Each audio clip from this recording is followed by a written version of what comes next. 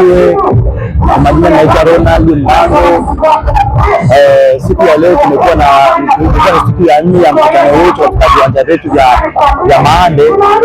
Siku ya leo imekuwa ni siku njema, imekuwa ni siku nzuri kwa sababu watu wameweza kuokoka, watu wameweza kufunguliwa na kupokea uzima, kama neno la Mungu linavyosema kwamba wote waliompokea aliwapa uwezo wa kufanyika kuwa watoto wa Mungu.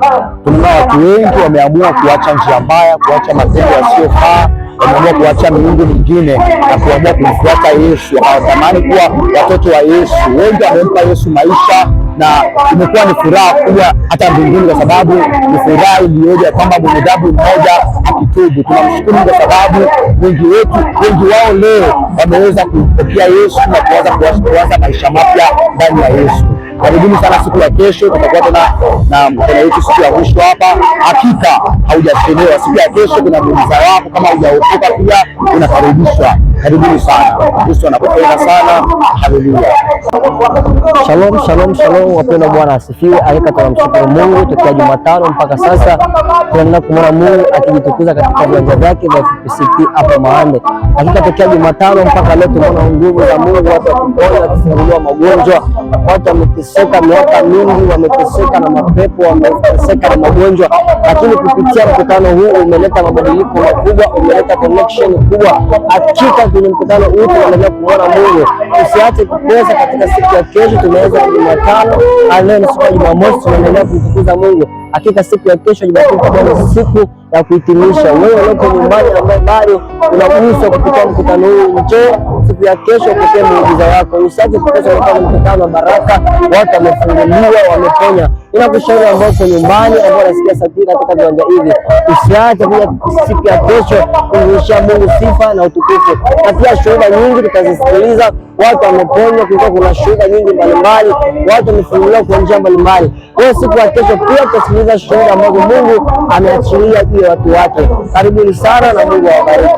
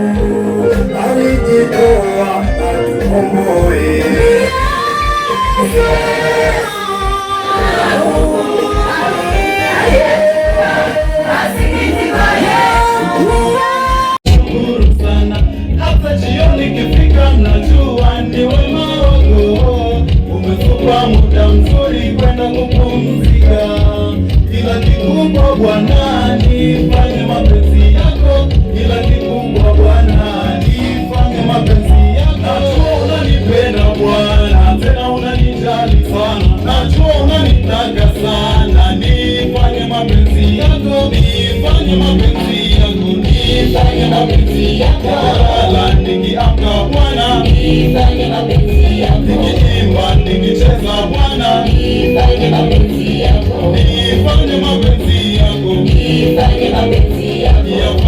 Niyafanye Bwana, nifanye mapenzi yako. Kila siku kila saa Bwana, nifanye. Baba ndio mpate Raheli. Jamaa akasema kwa sababu ndio niliyemchagua na ndiye ambaye nimempenda, basi hakuna shida mzee. Akapiga miaka 7. Miaka 7 imeisha, anamwambia Labani, nipe kitu, nipe mali yangu, nipe chango. Labani anaambia huku kwetu hakuagi hivyo. Hauwezi ukachukua mdogo ukamwacha mkubwa. Kwa hiyo unatakiwa uende tena miaka mingine 7, miaka hiyo 7 ndio ukachukua huyu mdogo. Lakini kwa sasa hivi tutakupa huyu. Bwana Yesu atusaidie sana. Jamaa akapigwa changa la macho. Miaka 7 ametumika, akapewa mtu ambaye hajamchagua. Sikiliza nikwambie, Mungu ameweka mbele yako. Mungu ameweka mbele yako uchaguzi. Maamuzi na uchaguzi huko kwako. Amua leo kuchagua. Ukichagua vibaya, ndugu yangu, unaumia. Haleluya! Sikiliza nikwambie, hata maisha ya wokovu ni uchaguzi. Sio kwamba sisi tulikosa cha kufanya, lakini tukaamua kumchagua Yesu. Sio kwamba tumepungukiwa na akili. Sio kwamba zimeruka ziko sawa, lakini tukasema hapana, dunia inapita pamoja na mambo yake, pamoja na tamaa zake. Nimeamua kumchagua Yesu. Kama ni kufa nife kwa Yesu, kama ni kupona nipone kwa Yesu, kama ni kuangamia niwe na Yesu, hata mbinguni niende na Yesu. Bwana yeye ndiyo njia, yeye ndiyo kweli, yeye ndiyo uzima wa milele. Haleluya!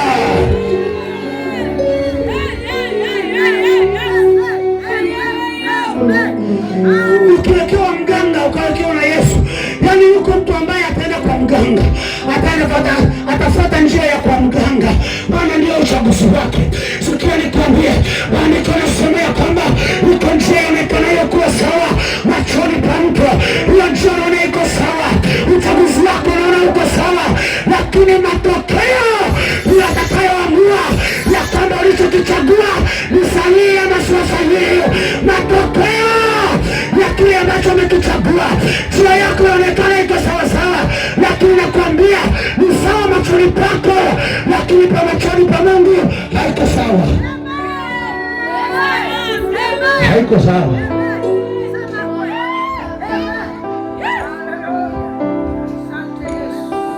Anasema nasishuhudia mbingu, mbingu zinashuhudia, mbingu zishuhudie hivi leo ya kwamba nimeweka mbele yako mauti na uzima, baraka na laana. Wako watu wanaishi katika laana, wamekaa katika kifungo cha laana. Laana ni maneno na baraka ni maneno. Sikia nikwambie, hakuna laana inaweza kuonekana. Ni mtu anatamka maneno amekulaani, ni mtu anatamka maneno amekubariki. Hayo yako katika maamuzi na uchaguzi wa maisha yako. Unachagua nini? Wako watu waliotamkiwa na yale matamko yanatembea nao usiku na mchana. Maisha yao yamekuwa ya misiba, maisha yao yamekuwa ya maumivu. Kazi wanatafuta wakati, ndoa hakuna, maisha hakuna, kwa sababu ya matamko ya laana. Na yeye naona yuko sawasawa. Kwa jina la Yesu, kila laana lazima itavunjika.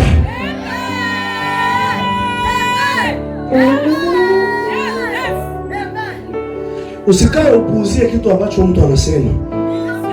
Maneno ni roho na maneno yanaishi.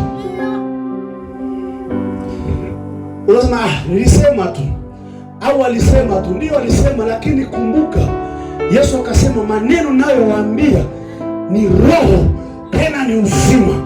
Kama maneno yana roho, ina maana maneno yanayotamka, nyuma ya yale maneno kuna nguvu, kuna roho